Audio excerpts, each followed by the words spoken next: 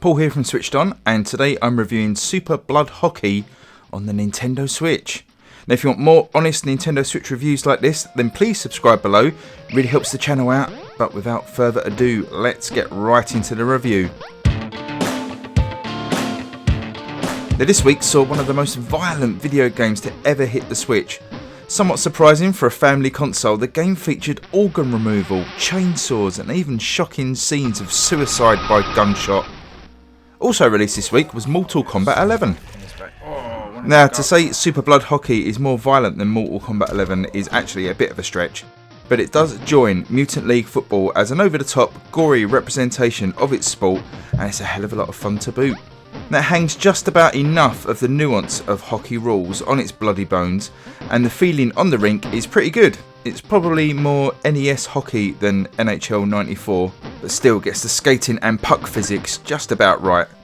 Games are played, well, at least started, as standard 5-on-5 affairs, but should a bloody brawl break out, then the chances are at least one player is leaving the ice with a ruptured testicle or a slightly dislocated nipple. The injuries here are named in a random fashion, and it throws up some funny and painful sounding conditions. Injury means your player is done for the match, left writhing around in pools of his own blood, and leaves the team short-handed for the rest of the match.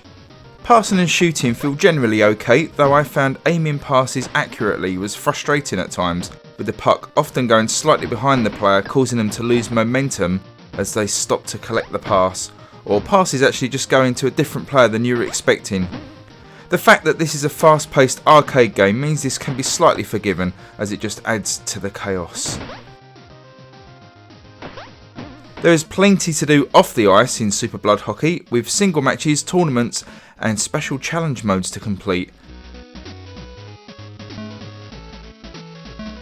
But the main draw will surely be the in-depth franchise mode, which sees you having to give up body parts just to afford to be able to enter a team into the league, and then constructing your side from the thugs bought from local prisons.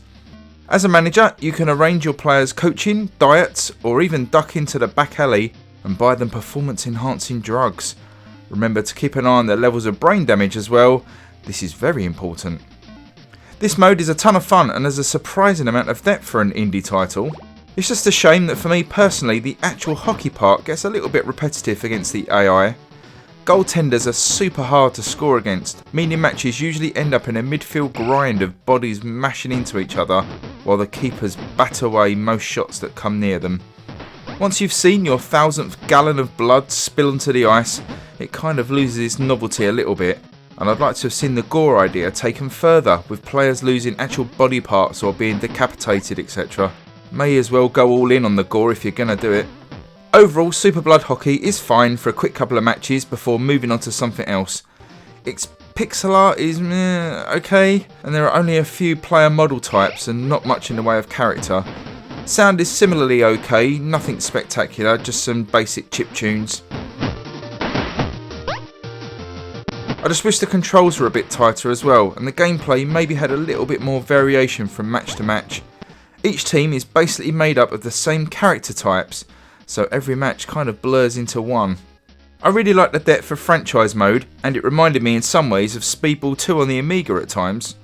With some mates I think this could be more fun, but of course I don't have any, so I could only test against the AI and bear that in mind with my final score. Talking of which, I'm going to give Super Blood Hockey on the Nintendo Switch a pretty solid 6 out of 10. Thanks for watching my review, and if you like that, please subscribe to the channel and also like this video and drop me a comment below. What sort of sports games do you like? Do you like these sort of arcadey takes, or do you like something a little bit more serious and simulation based? Personally for me, I think it's simulations all the way, but let me know below. Thanks once again for watching, and I'll catch you on the next video, and remember, stay switched on.